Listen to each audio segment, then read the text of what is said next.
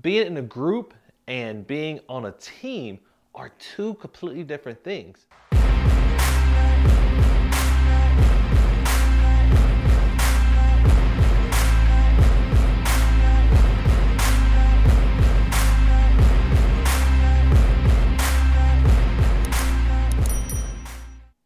Hey everybody, Michael Laidler here, professional speaker. Have you ever thought whether or not you are in a group or on a team? Now there is a difference, and in this video we're going to talk about 7 different things that differs whether you're in a group or a team. And trust me, depending on where you're at in your career, you're going to want to understand where you're at right now, because both are not the same. Both are needed, but there are differences that you should be able to recognize. Before we get into this video, make sure you like, subscribe, and hit that notifications button so you can see all the future videos that we have coming. Let's jump on in.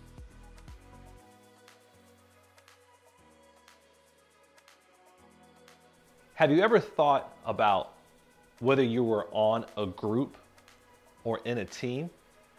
Well, do you even know what the difference is? Because to me, and to most of us, it all sounds the same. But being in a group and being on a team are two completely different things. A group has a sole responsibility to accomplish an objective. Now, a team is similar. However, in a group, there's more individual accountability versus team-oriented results. Now, obviously, we know that teamwork makes the dream work, but we also know that teams tend to have a higher success rate than groups do. But that doesn't mean you can't have groups to be impactful. Let's think of a work committee, for example. That's a group. Now, in a work committee like the one we're talking about in this video, you're gonna have people assigned to do different things. In a work committee, you're gonna have an individual leader. On a team, it's gonna differ right away, because in a team, everybody's supposed to be playing their role. Everybody's supposed to be impactful and showing what they want to achieve. When you're thinking about where you sit in this process, we're gonna look at these 7 areas, and by the end of this video, you're gonna be able to tell if you're working in a group and or a team. Now, obviously we want most groups to get to teams, but we know that's not always possible, especially depending on the environment that you're in. The first way you can tell whether or not you're in a group or a team is how the leadership roles are handled. In a group, typically there's gonna be one identified leader. It's gonna be that person that's called a president, team leader, executive, team lead, whatever term your company uses. But in a group, that's gonna be that person that takes sole responsibility of everything that's gonna happen out of that. Sometimes we might say, well, is that a supervisor or manager? Not necessarily in this context, because when you're thinking about an actual group, it's slightly different, because obviously, once again, we're trying to get to a shared objective, but in a different type of setting. Now, when we're looking at teams, people are gonna share leadership roles. Today, I might be the leader. Tomorrow, you might be the leader. On a team, when we're looking at leadership roles versus being in a group, in a team, everybody is gonna play a leadership role. Everybody's sharing the roles and responsibilities. Everybody's taking that responsibility of what's going on. Versus a group is gonna be someone that's gonna always say, hey, I'm that person in charge, or hey, you're that person that is taking all the responsibility. So when you're looking at a group or a team that you're in right now, think about it. Is everybody sharing their role, or is there one individualized person that takes responsibility for everything? Now, once again, it's not saying whether it's right or wrong, but that's the whole point of this video. We're trying to figure out whether or not you're in a team or a group, and understanding the differences in both. Obviously, when you have a group and you have that person taking the responsibility, it does take a little bit of burden off of everybody else, because it allows people just to focus on whatever role they have. Now, if we're looking for more, unified results. We do want that more team effort because at any given point, we know it's going to be the next man or woman that's going to be up. Thus, it's going to allow everybody to have the same push and commitment to achieving that goal. Whether or not you're in a group or a team, look at the leadership. Decide on if there's one identified leader or if everybody takes a role, and you'll understand at that moment, as far as the leadership goes, if it's group or a team. Next, when you're looking at accountability, this is probably one of the bigger things that I look at when it comes to telling the difference between a work group or a work team. Now, when you're in a group, it's all about individual accountability. You have something that you're assigned to do, and it's your job to get it done. Once you're done, you submit it, you go. Now, with the team, it's slightly different. Obviously, you have your individual responsibilities and your individual accountability. But on top of that, you have mutual accountability. Everybody's sharing the load. Everybody's ensuring that the other person is doing his or her part. Simply because if that person doesn't get it done, it affects the team as a whole. Versus a group, if that person doesn't get it done, we can easily say, hey, that person didn't get it done, it wasn't me. In a team setting, it's going to be more mutual than individualized because we're looking at the team needs versus the individual needs. When you're looking at the difference between a work group and a work team, when it comes to accountability, remember, a work group is more individualized. A work team is more mutual accountability. The third part that we're going to look at is purpose. When you're in a group, you're looking at a much more broader purpose for why they're together. They're more focused on the entire organization and delivering content and results to the organization as a whole. On the other hand, when you're looking at a team's purpose, it's more about what the team in itself can deliver. It's about whatever objectives that team was given, they're trying to pursue. They're trying to accomplish that goal. The purpose is slightly different versus the team and the group. The group is broad. The team is more focused on a very specific task. Purpose, broad, more specialized. When you're looking at your team, think about what they're working on. When you're in a group, think about what you're working on. If it's something that is gonna impact multiple committees or focus groups, whatever you wanna call it, you're gonna be more on the group side. If it's something just about what that team is going to produce and the purpose of them being put together, you're gonna look more at the team side.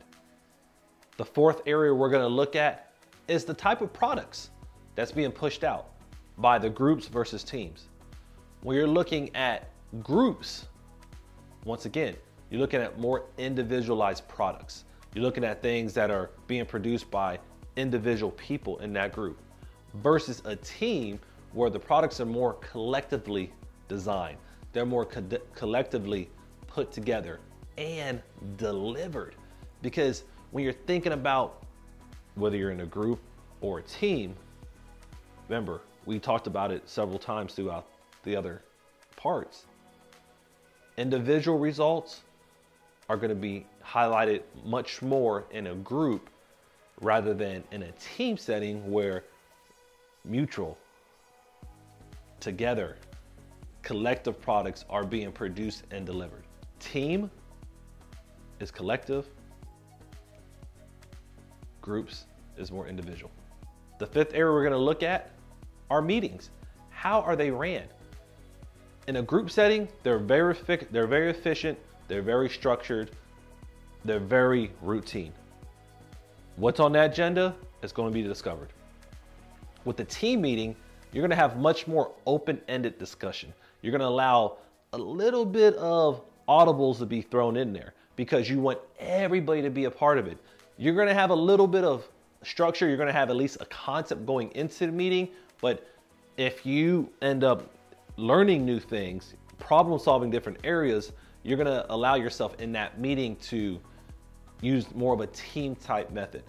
Once again, there's no problem having a structured meeting. There's no problem being in a group. But when you're trying to understand the differences, whether you're in a team or a group, think about how your meetings are ran.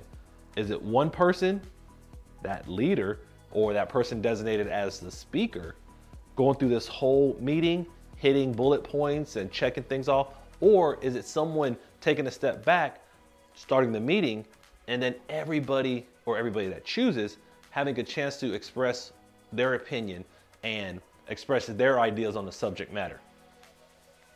In a group, it's more structured, tends to be a little bit more efficient when it comes to time and your objective. A team is more open. It's more designed to give creative ideas. No matter which one you're in, just understand it, and then you'll be much more effective on both sides. The sixth area, and we're almost to the seventh one, is how its effectiveness measured. With the group, it's measured more indirectly based on how it influences others. As far as, remember, we talked about having a broader scope. So if you have a particular problem you're trying to solve, it may impact 3 or 4 different departments. That's kind of more of a group style. Versus the team is going to be much more narrowed. You're going to know your impact because you're directly working on something that you know that's going to be addressed. Once again, whether you're in a group or a team, understanding what your purpose is, understanding what your goals are, understanding what methods you're using will allow you to realize, hey, what we do here may impact the entire company. We might be in a group versus we're in a team setting right now. This may only impact us and maybe 1 or 2 other people, but more than likely it's going to have a direct impact on the collective products that we've been working on and the mission and the purpose that we were coming together for. With the group, more indirect impact. With a team, much more direct on whatever the current product is. The 7th and final area that we're going to look at is delegation, discussion. How are problems handled?